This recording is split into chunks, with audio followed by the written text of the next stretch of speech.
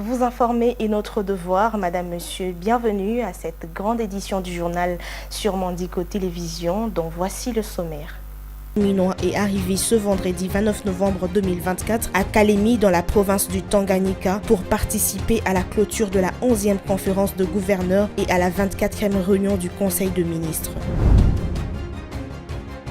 25 bandits ont été présentés ce vendredi 29 novembre 2024 par la police nationale congolaise après une descente effectuée dans divers quartiers de la commune de Ngaliema à Kinshasa. Les divisionnaires adjoints de la ville de Kinshasa, Blaise Kilimbalimba, a encouragé la population à dénoncer les criminels afin de leur permettre de passer paisiblement les périodes de festivités. La République démocratique du Congo, pays hôte de la CAN Handball féminin, s'est inclinée le jeudi 28 novembre 2024 face au Cameroun au terme d'un duel très disputé. Les handballeuses de la RDC doivent redoubler d'efforts ce samedi 30 novembre face à la Tunisie en quête d'une victoire. Bonsoir. À la une de l'actualité, le chef de l'État, Félix Tshisekedi, a échangé dans la soirée du jeudi 28 novembre 2024 avec plusieurs couches sociales de la province du Tanganyika à Kalemi, notamment la société civile, les différentes confessions religieuses et une délégation des étudiants de l'université de Kalemi où ils séjournent depuis le mardi 26 novembre dernier. Au milieu des échanges, les questions liées à la révision de la Constitution et aux infrastructures. Il les a rassurés pour sa part qu'aucun article verrouillé de la Constitution ne sera touché. Suivez.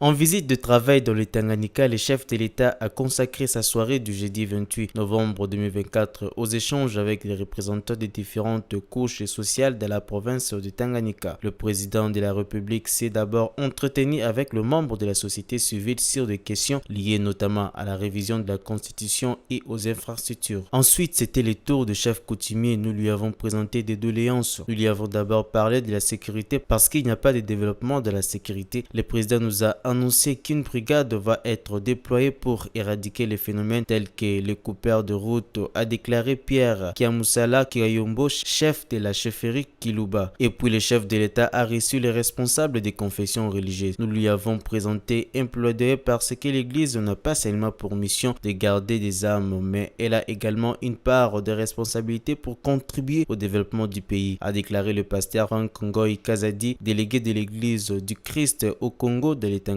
au sorti de l'audience. Et enfin, le président de la République a accordé une audience à une délégation des étudiants de l'université de Kalemi qui lui ont remis un mémorandum contenant 4 points essentiels. Nous lui avons demandé de construire des bâtiments pour nous octroyer des bourses d'études au personnel de notre établissement, a indiqué Christian Oussemi, porte-parole des étudiants de l'université de Kalemi. Ce vendredi, le chef de l'État va présider la 24e réunion ordinaire du Conseil des ministres avant de clore les travaux de la 11e conférence de gouverneurs de province.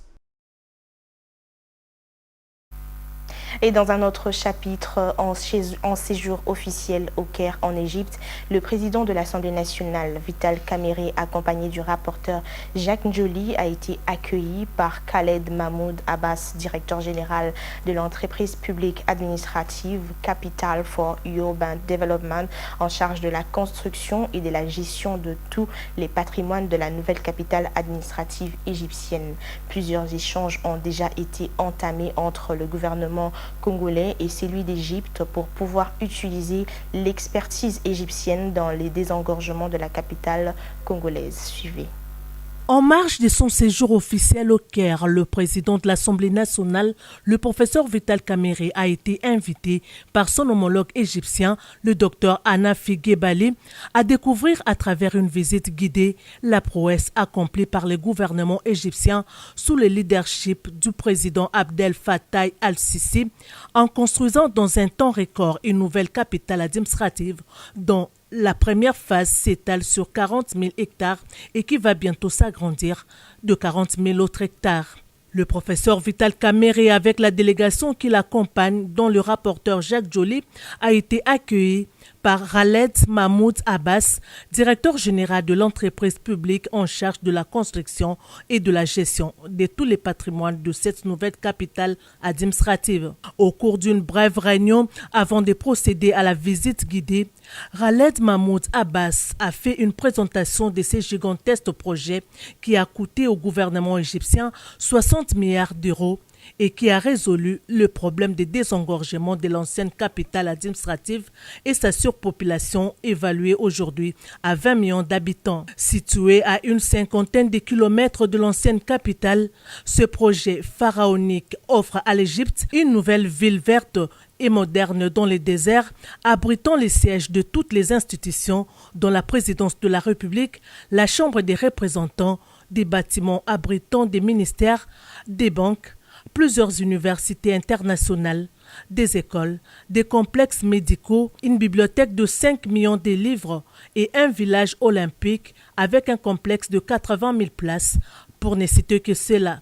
Nous allons faciliter qu'il y ait vraiment un accord entre l'Égypte et la République démocratique du Congo dans ce domaine pour venir nous aider à assainir et à construire des grandes villes. Nous sommes vraiment convaincu que vous allez nous aider. Je sais que le ministre de l'Urbanisme, Christin Badou, a séjourné par ici. Je crois que l'Égypte et la République démocratique du Congo peuvent aussi se mettre ensemble, booster l'Afrique sérieusement. Le président de l'Assemblée nationale a fait la ronde des grandes places de cette cité qui n'a rien à envier à l'Occident et qui reçoit déjà plus de 50 000 travailleurs, 15 000 étudiants et 6 000 élèves. Outre des très nombreux logements, non seulement de haute gamme, mais aussi plus modestes, afin d'accueillir tous les fonctionnaires du nouvel ensemble. Le projet compte des hôtels de luxe, un nouvel aéroport de 4 000 m², 10 000 km de voies routières, un métro et tant d'autres infrastructures. D'autre part, la ville détient la plus grande cathédrale du Moyen-Orient, dénommée Cathédrale de la Nativité, avec une capacité d'accueil de 7 300 personnes, qui représente un cadeau du président égyptien Abdel Fattah al-Sisi à la communauté chrétienne d'Égypte. Le président de l'Assemblée nationale Vital Kamerhe et les rapporteurs Jacques Joly se sont prosternés devant l'autel de cette cathédrale. Il faut noter que plusieurs échanges ont déjà été entamés entre le gouvernement congolais à travers le ministère de l'Urbanisme et Habitat pour pouvoir utiliser cette expertise égyptienne dans les désengorgements de la capitale Kinshasa. C'est la raison et l'intérêt du choix des autorités égyptiennes de faire visiter cette nouvelle ville au président de l'Assemblée nationale de la RDC. Et sur un autre volet, la première ministre de la République démocratique du Congo, Judith Suminwa, est arrivée à Kalemi, dans la province du Tanganyika, ce vendredi 29 novembre 2024. Ces déplacements interviennent dans le cadre de sa participation à plusieurs événements clés pour la bonne gouvernance du pays. Suivez. Pas de répit pour Judith Suminwa Tuluka. Après le Maroc où elle a représenté le pays au Forum Medeis, la première ministre est arrivée ce vendredi 29 novembre 2024 à Kolwezi, dans la province du Tanganyika. Il est 12h50 heure locale lorsque l'avion de la chef du gouvernement se pose sur le tarmac de l'aéroport de Kainda devant une population en liesse émue d'accueillir pour la première fois la première femme première ministre de la RDC. Judith Suminwa est venue entre autres participer à la clôture de la 11e conférence de gouverneurs de province qui s'est tenue du 27 au 29 novembre, mais aussi prendre part à la 24e réunion du Conseil des ministres. La conférence de gouverneurs est un cadre que le constituant a mis en place afin de mieux gérer la complexité des règles et mécanismes de fonctionnement entre le pouvoir central et la province d'une part et les provinces entre elles d'autre part. Sa mission étant d'émettre les avis et de formuler des suggestions concrètes sur la politique à mener et la législation à élaborer. La première ministre va également prendre part à la 24e réunion ordinaire du Conseil des ministres qui va se tenir à Kalemi sous la direction du président de la République, chef de l'État Félix Antoine Tshisekedi Tshilombo, une première depuis plusieurs années. La tenue de la réunion du Conseil des ministres du gouvernement central dans le Tanganyika s'inscrit également dans cet élan de solidarité nationale et de rapprochement voulu par les autorités avec les différentes régions du pays ainsi que leur population. À Kalemi, la population se montre fière d'accueillir les dirigeants du pays. C'est avec une ferveur sans précédent qu'elle a accueilli le chef de l'État à l'ouverture, puis la chef du gouvernement à la clôture. Des moments qui démontrent la confiance que cette population place en ses dirigeants. Bien avant le Tanganyika, la première ministre Judith Suminwa, à l'heure du forum Medeis de Tanger au Maroc, donnait le coup d'envoi du panel intitulé Invest in DRC. À cette occasion, elle a affirmé avec la détermination que la RDC s'engage dans un processus de réforme majeure visant à améliorer les climats des affaires. Cette volonté affichée marque un tournant décisif pour un pays qui regorge de nombreuses ressources et des opportunités. Commentaire de Viningali Junior. La République démocratique du Congo est un territoire riche en opportunités diversifiées pour les investisseurs. Lors du forum Medeis de Tanger au Maroc, la première ministre Judith Suminwa Tuluka a mis en lumière les multiples secteurs dans lesquels la RDC offre de réelles possibilités d'investissement, de l'électricité à l'agriculture, en passant par les infrastructures, l'industrie, le numérique et le tourisme, le pays dispose d'un potentiel sans précédent. Cette diversité d'opportunités fait de la RDC un terreau fertile pour les entrepreneurs cherchant à explorer de nouveaux marchés. À environ 60% de sa population représentant une jeunesse vibrante et dynamique, la RDC se positionne comme un acteur clé sur les continents africains. La chef du gouvernement a souligné que cette main-d'œuvre abondante constitue un atout indéniable pour les investisseurs, leur offrant une base solide pour développer des entreprises innovantes et durables. La République démocratique du Congo est souvent qualifiée de scandale géologique en raison de l'immensité et de la diversité de ses ressources naturelles, tant sur le sol que dans son sous-sol. Sur le plan économique, la République démocratique du Congo a fait preuve de résilience en terminant l'année 2023 avec une croissance du PIB de 7,5%, soutenue principalement par le secteur extractif.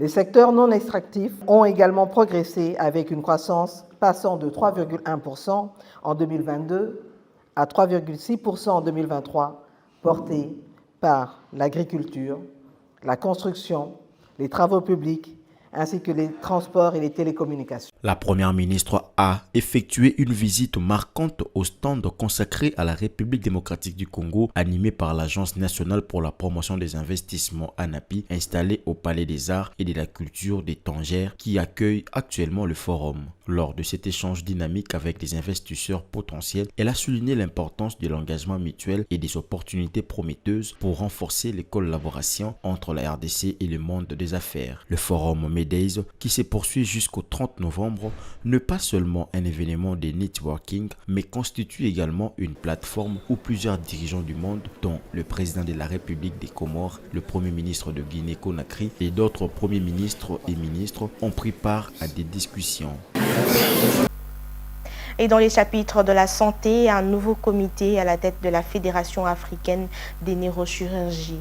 Les neurochirurgiens Khalid Falif Ouadi succèdent au professeur neurochirurgien Youssouf Sako à la tête de ce nouveau comité élu pour un mandat de 2 ans à l'issue du 5e congrès africain de neurochirurgie tenu à Kinshasa, capitale de la République démocratique du Congo. En marge de ce congrès, plus de 100 patients ont bénéficié des interventions chirurgicales gratuites. Suivez. Le 5e congrès africain de neurochirurgiens a permis aux participants réunis à Kinshasa, capitale de la RDC, de partager leurs expériences durant les 3 jours des travaux. La RDC, pays hôte de ses assises scientifiques, a enregistré des avancées notables dans le domaine de la neurochirurgie. Le docteur Jeff Talaja est président de la Société congolaise de neurochirurgie. Il revient sur les particularités de ce congrès qui vient de s'achever. Et ce congrès a une particularité. Premièrement, chez nous, ça a été fait en 3 phases. La première phase a consisté à des interventions gratuites qui continuent jusqu'en mars 2025. On a opéré beaucoup de cas avec des techniques assez nouvelles grâce aux équipements qu'on a acquis, comme je l'avais dit, avec l'appui du chef de l'État. Deuxième phase, c'était des ateliers de formation parce qu'il y a eu plus de 200 jeunes qui ont reçu une bourse. Et cette bourse leur a permis de venir ici, donc la prise en charge en termes de billets d'avion, de séjour, d'inscription et consorts, et ils ont fait des ateliers sur les pratiques neurochirurgicales. Pour le neurochirurgien sénégalais Youssouf Sako, les assises de Kinshasa ont permis aux jeunes dénommés Young Kans d'apprendre auprès des seniors. Il y a eu vraiment un shift dans la pratique neurochirurgicale. Il y a 30 ans ou 40 ans, il n'y avait presque pas de neurochirurgien. Parce qu'en fait, c'est une chirurgie qui est assez difficile et que pour susciter les vocations au sein du monde médical, il est difficile parce que le plus souvent, il y a un fort, c'est une discipline qui nécessite en fait un fort degré d'investissement. Et maintenant, ce que nous constatons, il y a un regain d'intérêt dans cette discipline. Les jeunes neurochirurgiens bénéficiaires de la bourse Ntalaja accordée par la Fédération africaine de neurochirurgie ont salué cette initiative qui ne fait que renforcer leurs capacités. Dr Harmonie Mangbel est bénéficiaire de la bourse Ntalaja qui lui a permis d'aller en Côte d'Ivoire où elle est en formation. J'ai appris beaucoup de choses. Dans des rencontres pareilles, nous apprenons toujours des autres. Nous donnons nos expériences, nous partageons, nous évoluons. J'ai appris sur des pathologies des systèmes nerveux centraux comme la neurochirurgie s'occupe des maladies du système nerveux central, les maladies de la tête, les maladies des colonnes vertébrales. Donc, on a appris comment faire des rachis, comment aborder la base du crâne. Nous avons appris beaucoup de choses, même sous les managements de la neurochirurgie. Le 6e congrès africain de neurochirurgie se tiendra à Rabat au Maroc. En attendant, les neurochirurgiens africains doivent mettre en pratique toutes les notions apprises à Kinshasa pour l'avancée de la neurochirurgie dans leurs pays respectifs. Toute autre chose, les rideaux sont tombés le jeudi 28 novembre 2024 à Kinshasa, capitale de la RDC, sur le 4e congrès extraordinaire électif de la Confédération syndicale du Congo, CSC. Ces congrès électifs s'est tenu sous les thèmes de la refondation de cette organisation syndicale. À l'issue de ce congrès électif, Fidel Kiyangi Matangila a été élu président journalier de cette structure qui défend le droit des travailleurs. Les détails dans cet élément. C'est à l'issue de 4 jours de travaux que les congressistes ont élu leurs représentants qui défendront leurs intérêts durant 5 ans. Seul candidat à son poste, c'est sans surprise que le nouveau président journalier a été élu à la tête de cette organisation dont il a salué le combat mené par les pionniers. Défendre les intérêts des travailleurs n'est pas toujours une tâche aisée. Conscient des enjeux de l'heure, Fidel Kiyangi a promis de travailler pour l'épanouissement de la Confédération syndicale du Congo.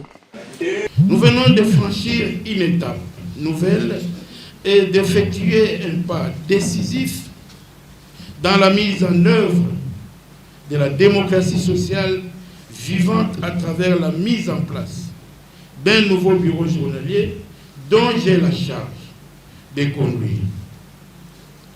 Votre bureau journalier vous remercie profondément pour la confiance lui accordée. Il mesure dès lors l'étendue et la lourde responsabilité qui lui incombe dans la marche vers la refondation de la CNC. Les travailleurs membres de la Confédération syndicale du Congo attendent beaucoup de nouveaux dirigeants de leur syndicat. Les beaux discours ne suffisent pas, il faut les traduire en actes. Je suis émerveillé par la beauté du discours, la profondeur et la hauteur du discours que l'élu qui se tient à ma droite a prononcé solennellement dans cette salle. Cela signifie que de mon tour, je ne devrais plus vous retenir davantage en parlant longuement sur ce qui a été bien dit. Je constate tout simplement que le camarade Fidel Kiyangi, qui est un fervent chrétien, a fait sienne les paroles du 45e psaume de David qui dit « Des paroles pleines de charme bouillonnent dans mon cœur. Je dis mon œuvre est pour le roi. Que ma langue soit comme la plume d'un habile écrivain. » Le bureau journalier de la CSC n'espère pas y arriver seul. Le nouveau président et l'ensemble de son comité comptent sur l'apport de tous et chacun pour relever les défis. Dans les chapitres de l'éducation, évaluation du partenariat entre la Belgique et l'université Joseph Kasavubu de Boma dans la province du Congo central à l'ouest de la RDC. C'est la raison d'être du déplacement qu'a effectué l'ambassadrice de la Belgique, Roxane de Bilderling, dans cette institution d'enseignement supérieur. La diplomate belge est venue se rendre compte de l'effectif de ce partenariat avec son pays qui octroie des bourses aux étudiants de l'université Joseph Kasavubu pour poursuivre leur master et doctorat en Belgique. Cette collaboration vise également à produire un travail historique sur le rôle de la ville de Boma. Suivez. Roxane de Bilderling, ambassadrice de la Belgique en République démocratique du Congo, n'a pas voulu se contenter de rapports qu'elle reçoit à distance tout en étant à Kinshasa. Elle a voulu palper du doigt les réalités de terrain en ce qui concerne l'effectivité de la collaboration entre le Royaume de Belgique et l'université Joseph Kasavubu de Boma à l'ouest de la République démocratique du Congo. Pour moi, c'était important d'inscrire l'université Kasavubu dans mon programme de visite, ma première visite officielle au Congo central. Je suis très impressionnée par tous les travaux qui ont été réalisés ces 2 dernières années dans l'université. Je suis vraiment très fière de savoir que la Belgique s'associe à l'université dans le cadre des recherches sur le rôle historique que la ville de Boma a joué finalement dans l'histoire du pays. On sait que c'était la première capitale, on sait qu'il y a eu le passage de personnages illustres de l'histoire. Et donc je trouve que les étudiants, qui sont l'élite de l'avenir, puissent se pencher sur ce passé historique pour mieux comprendre et préparer l'avenir. C'est vraiment un très beau symbole, un symbole de l'amitié aussi entre nos 2 pays. Donc je suis vraiment très fière et très contente d'être là et très encouragée par la croissance que connaît cette université. On sent qu'elle est vraiment en plein épanouissement et ça, je trouve que c'est très encourageant. Merci beaucoup. Merci. Arrivée sur place, la diplomate belge a également participé à l'atelier scientifique préparatoire en faveur de boursiers. Le professeur recteur Darius Bamwene Solo de l'université Joseph Kasavubu a expliqué le contour de ce projet et la formation que l'université accorde aux étudiants pour les capacités car ils devront se rendre pendant 6 semaines en Belgique pour le musée de Tervuren et réaliser ce travail de recherche sur Boma. C'est une première, depuis que je dirige cette université, de recevoir en son sein une représentante diplomatique d'un État étranger. Et pas n'importe laquelle. C'est son Excellence Madame l'ambassadrice de la Belgique, resserrant davantage le lien intrinsèque qui lie notre pays à la Belgique. C'est à point nommé, c'est jusqu'à ce jour, les Congolais continuent d'appeler les Belges les Noko. L'oncle est le pivot de tout, le protecteur de la famille. Même si les contextes ont changé, la Belgique a continué à être attentive à nous et à nous accompagner dans le chemin de l'existence. Ce projet va se réaliser sur une durée de 4 ans et va susciter d'autres collaborations entre la Belgique et les universités congolaises.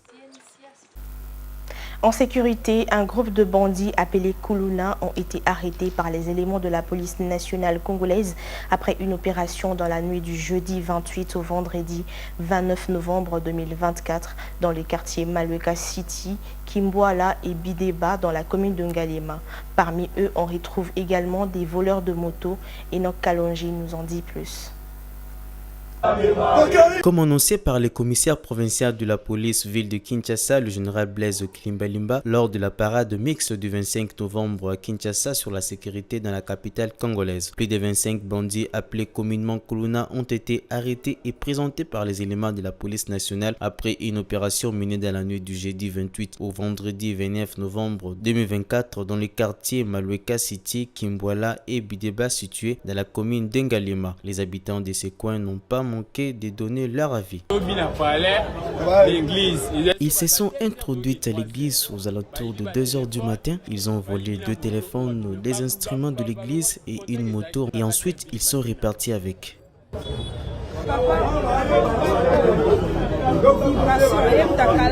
Ces messieurs, la première fois, avaient pris mes $20 et mes 10 000 francs congolais. Ils étaient au nombre de 4. Ensuite, ils m'ont volé mes $30 et les boucles d'oreilles de ma mère. Il était avec son ami muni d'une arme blanche et ont failli nous violer, mon ami et moi. Que les autorités fassent leur travail, j'ai besoin de récupérer mes biens.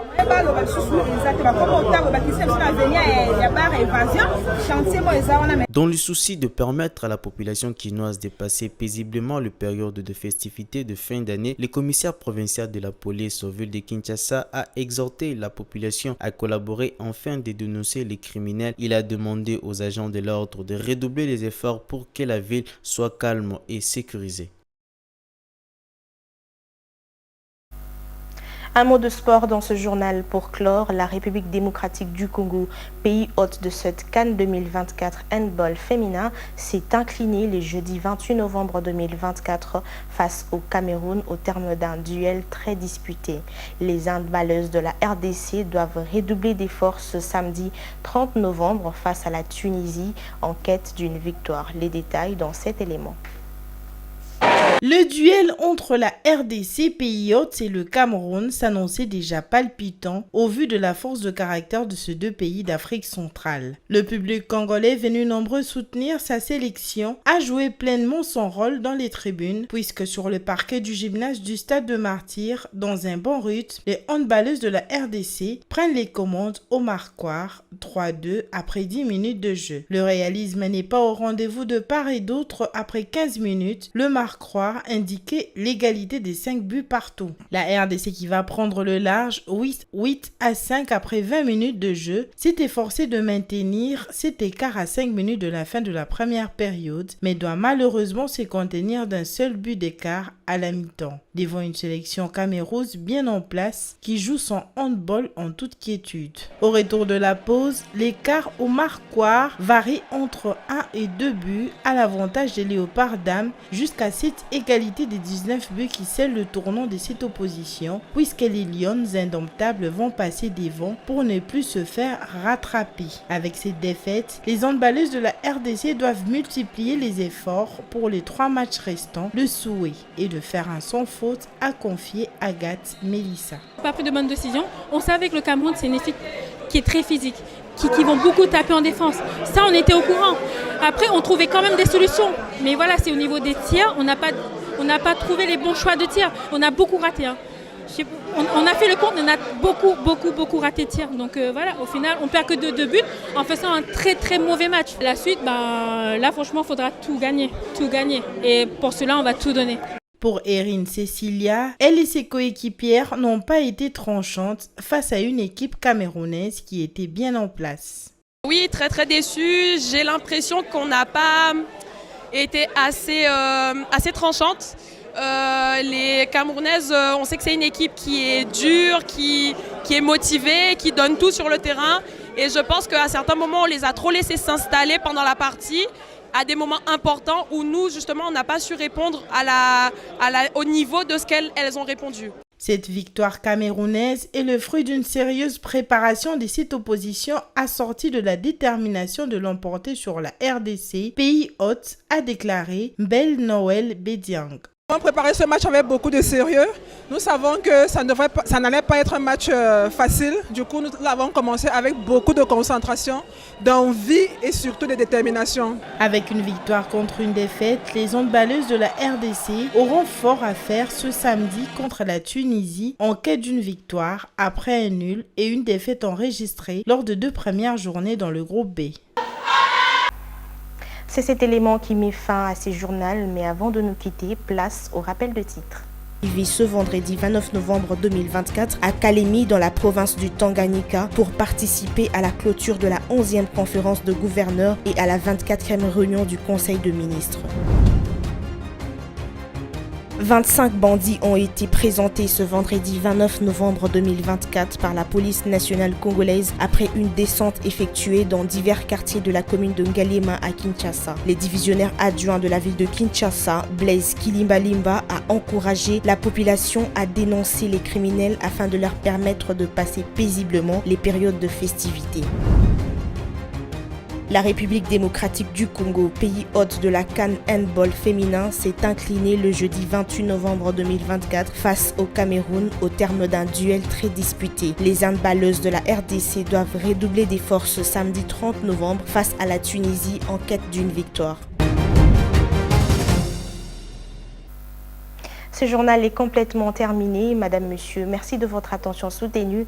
Restez branchés sur Mandico Télévision. Une pensée, un écrit.